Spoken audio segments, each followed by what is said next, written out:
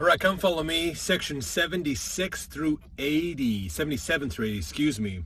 Hopefully you made it through section 76. That's some awesome stuff. Love that section.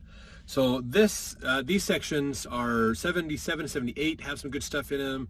79 and 80 are really short, simple ones, more specific messages to specific people in the early days of the church, but a lot of good stuff in these as well. So it's important to realize that God is leading this church. He is moving it forward and guiding everything that happens in this church.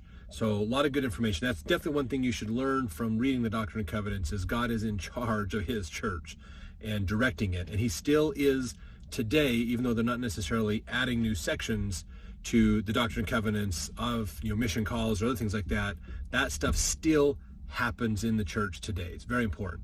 So in section 77, this section is unique, quite unique in that it is a Q&A section.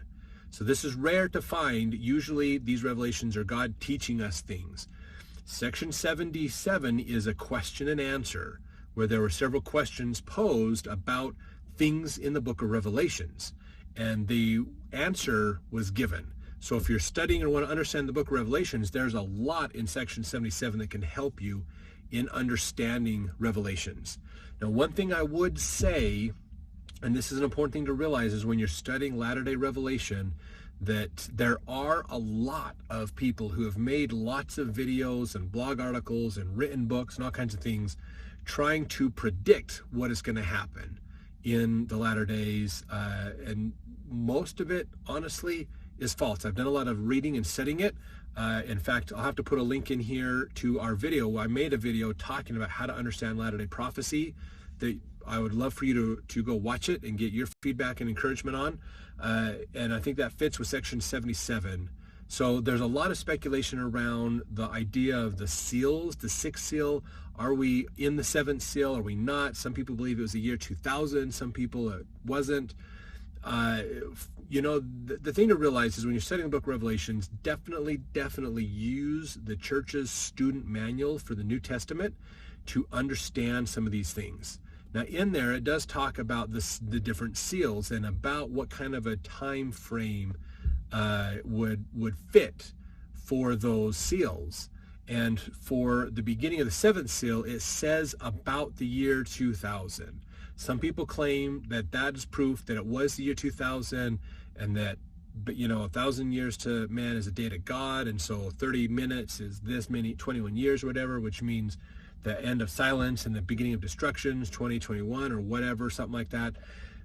Some people really get into that, and I don't think it's quite that cut and dry. The thing is to realize they said about. They could be 250 years on either side of the year 2000 and still call it about 2000, the year 2000. So we don't know 100% for sure. We can't narrow it down to a specific year. So just watch that other video. That'll give you some more ideas and thoughts to think about with Latter-day Revelation. And realize that there's two things that are important to understand here. One is Satan absolutely wants to confuse us on this. So if it's people's opinions, it's people's opinions. That is not doctrine. I don't even care if they claim they've seen a vision or had a dream. It's not doctrine. That is a very important point to make, okay? That is their opinion. That is their idea. There's tons of people who have had near-death experiences to claim to have seen things about latter-day revelations of destructions and other things like that that are going to happen. And the thing is that's what they saw. That doesn't mean what they saw is exactly what's going to happen for the whole world. Okay, they are not given revelation for the whole world. That's what the prophet's job is. So he gets revelation for the whole world. So when the prophet says it, then it's probably going to be true. But if other people say it, it's not necessarily what's going to happen for everybody. It's more of what's going to happen to them in their life. So just realize that, okay? Take it all with a grain of salt and understand that. Now, here's the beauty of it is that, like we learn in this week's Come Follow Me, that the Lord does bless those who really, truly seek to understand his prophecies and ideas. He's willing to help them understand them better. Now, that understanding is going to come not because you read somebody's idea of it or because you bought somebody's book on the Latter-day Revelations. It's because the Holy Spirit themselves will guide you as you study the gospel and the principles yourself. So it's not bad to read what other people have interpreted or read. Sometimes they have some interesting perspectives or ideas that can help you think through the latter-day stuff as well. So I wouldn't say not read it, but just realize that it's not gospel truth, okay? That's not, until the prophet comes out and says that book is what the one you want to read, then it's not gospel truth.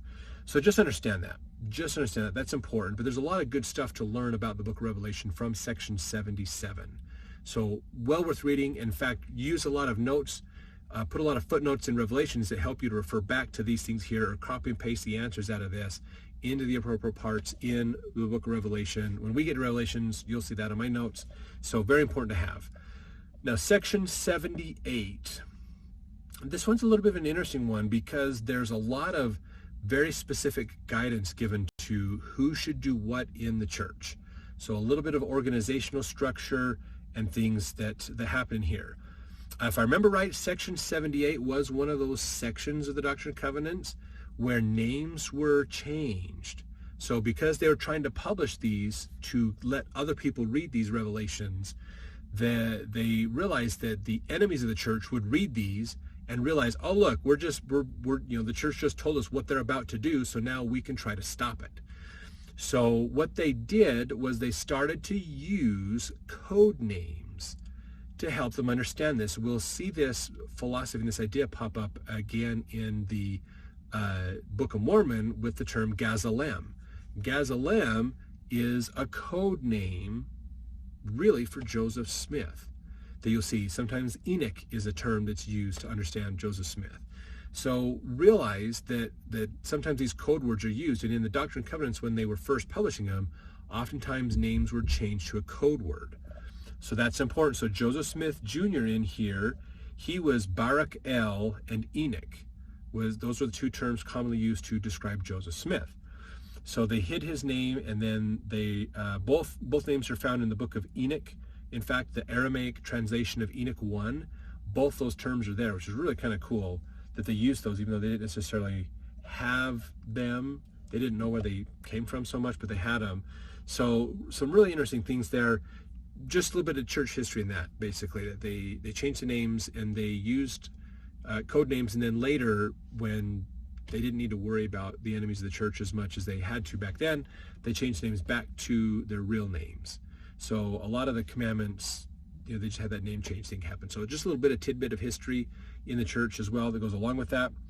I do have a tag for verse 7 of section 78. It says, "For if you will that I give unto you a place in the celestial world, you must prepare yourselves by doing the things which I have commanded you and required of you."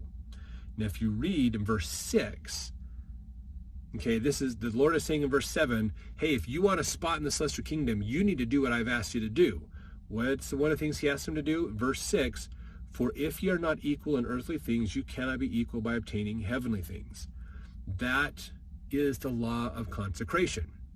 Now realize the law of consecration is not about equality, meaning everybody has the same number of cars, the same number of children, the same number of dogs, the same square footage of home, things like that. They are equal because they see each other the same and they help each other the same. They're equally willing to help and love each other. That's the more important part of it. That's really what the law of consecration is about. Not about the stuff. The stuff is details. It's about taking care of and seeing each other as an equal. So that gets rid of racism, that gets rid of prejudiceness, that gets rid of the dual standard of I'm better than you for whatever reason. I am equal with you. We are equal and we can work together to help each other out. That is important. That's a Zion society. So that's an important point to point out there. So enjoy the rest of Come Follow Me for this week. Leave comments and things if you have other notes in these sections as well. And share these videos, like them as well. And we'll look